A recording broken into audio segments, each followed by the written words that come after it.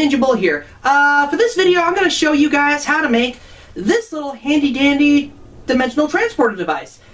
I really don't have any other fancy name than that for now, but I guess that's okay.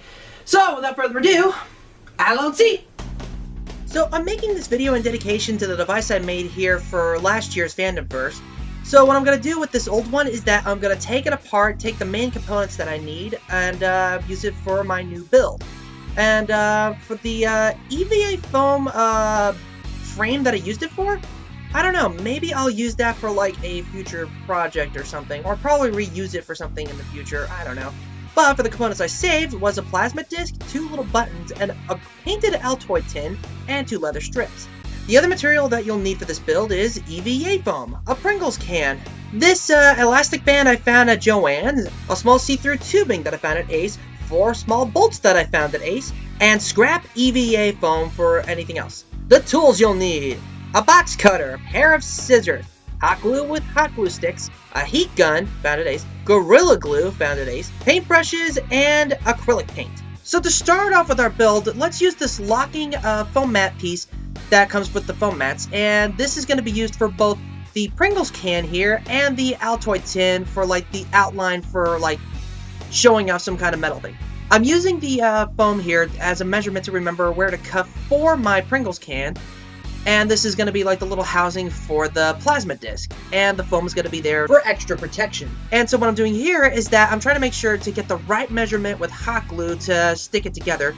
Make sure that you like squeeze it tight together, and so that, and be careful with the hot glue. It is hot. I have gotten with experiences with this to say it will hurt. There was one step I totally skipped. I was supposed to show you how I was able to build the foam piece here, but I guess I'm not going to show you that. It's my little secret. Now, with the heat gun, what you could do with it is that it's used to like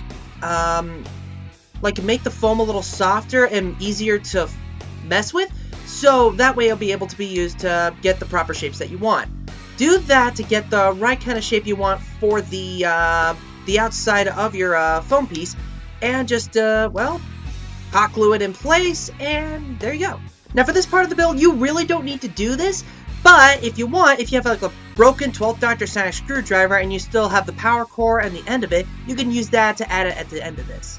And here, I just decided to do some trimming because I didn't like some places that just didn't look right to me. When you got all your pieces in place, use some black acrylic paint to start off as your base coat, so the other colors that you're going to use will be able to pop out and look more metallic looking, or just have more of a vibrant color. This part here, I'm just doing some dry brushing. This is an option that you can do. If you want it to look rusty looking and have it kind of have an old feel to it, then you can do that.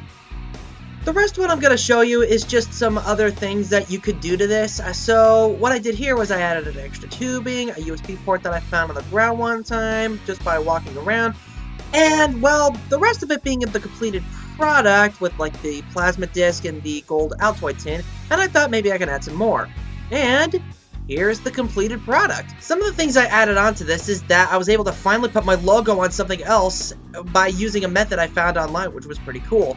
For the inside compartment, I finally decided to do something other than just having that little EVA block in there. I added in a tiny Altoid tin with a little button that I got from like an old Halloween demo setup, and added the elastostrap on the back of this so that it can be held on my arm. And this, my friends, is the completed project. What's amazing about this build is that this was just junk that I had laying around with no purpose whatsoever until I decided to put this in that one project. My apologies again for not showing the other steps of what I did, but I hope that you get the general idea of what I did here. And I hope this gives you a spark of inspiration. With that said and done, guys, may God continue to bless you, and have a great day.